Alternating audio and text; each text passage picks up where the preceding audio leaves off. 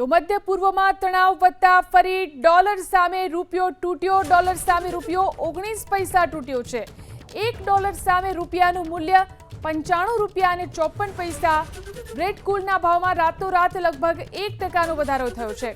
Crude ઓઇલના બેરેલનો ભાવ વધીને થયો છે $92 પ્રતિ બેરલ। તો જે રીતે મધ્ય પૂર્વમાં તણાવ વધ્યો છે ફરી એકવાર, ત્યારે ડોલર સામે રૂપિયો ફરી એકવાર તૂટ્યો। ડોલર સામે રૂપિયો 19 પૈસા જેટલો તૂટ્યો છે। $1 સામે રૂપિયાનું મૂલ્ય 95 રૂપિયા અને 54 પૈસા થઈ ગયું છે।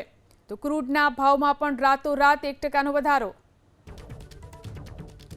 તો જે રીતે મધ્ય પૂર્વમાં તણાવ વધ્યો છે ફરી એકવાર, ત્યારે ડોલર સામે રૂપિયો ફરી એકવાર તૂટ્યો। ડોલર સામે રૂપિયો 19 પૈસા જેટલો તૂટ્યો છે।